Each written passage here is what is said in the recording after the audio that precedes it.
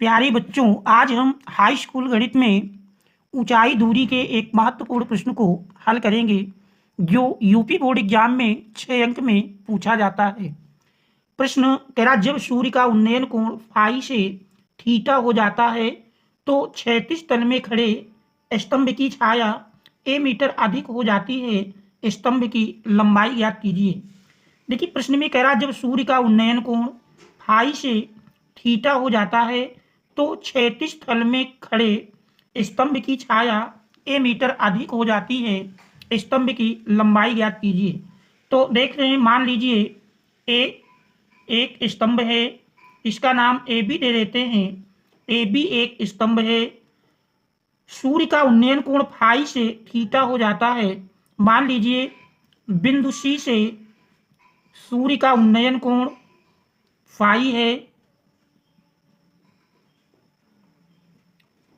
और जब उन्नयन कोण फाई से थीटा हो जाता है तो ऐसी स्थिति में कह रहा, छाया ए मीटर अधिक लंबी हो जाती है। उन्नयन कोण फाई से थीटा हो जाता है तो इस बिंदु डी पर मान लीजिए उन्नयन कोण थीटा है, बिंदु सी बिंदु डी, तो छाया की लंबाई ए मीटर अधिक लंबी हो जाती है।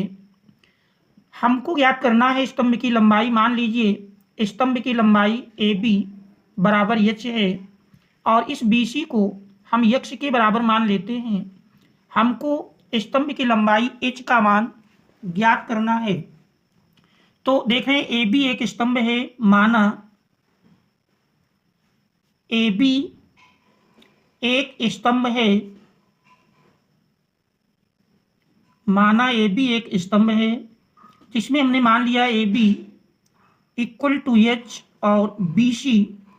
पहले जब सूर्य का उन्नयन कोण फाई है उस स्थिति में छाया बी सी, जो कि हमने बराबर मान लिया यक्ष के, तो बी सी अर्थात यक्ष मीटर बनती है। और जैसे ही सूर्य का उन्नयन कोण फाई से थीटा हो जाता है तो छाया की लंबाई ए मीटर अधिक लंबी हो जाती है, अर्थात बी टी बराबर कहें तो देख रहे हैं बी टी बराबर यक्ष प्लस ए। अब हम सबसे पहले समकोण त्रिभुज ए बी सी, समकोण त्रिभुज ए बी सी, देख रहे हैं समकोण त्रिभुज ए बी सी में यदि देखा जाए तो कोण फाई के लिए लंब और आधार अर्थात टेन फाई ले लेते हैं। तो टेन फाई इक्वल टू मिल जाएगा लंब बटे आधार, लंब देख रहे हैं A B upon Aadhaar B C, और ए बी हमने एच माना है और बी सी देख रहे हैं यक्ष है। इस प्रकार से अगर हम यक्ष बराबर निकालें तो यक्ष बराबर मिल जाएगा एच बटे टेन फाई। ये हमारा समीकरण नंबर 1 बन जाता है। इसके बाद यदि समकोण त्रिभुज ए बी डी को लेकर चलें तो देख रहे हैं समकोण त्रिभुज ए बी डी में, समकोण त्रिभुज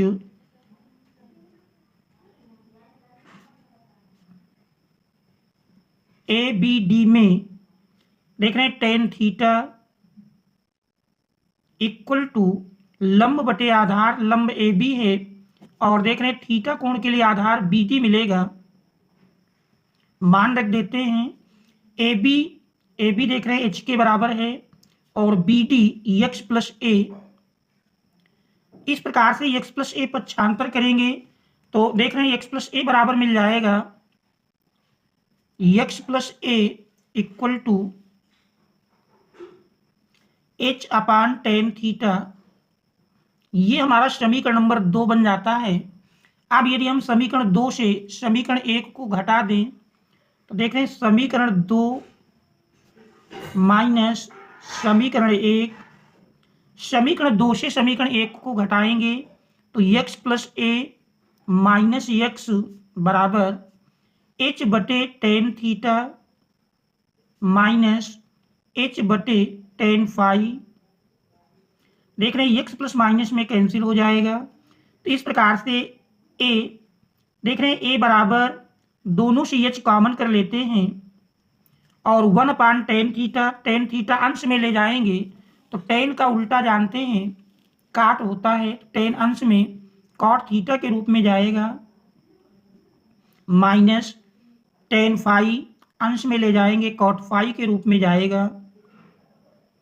इस प्रकार से h बराबर लिखेंगे तो देख रहे हैं h के साथ cot theta minus cot phi गुणा में है, पक्षांतर करेंगे भाग में मिल जाएगा। तो इस प्रकार से h बराबर a अपान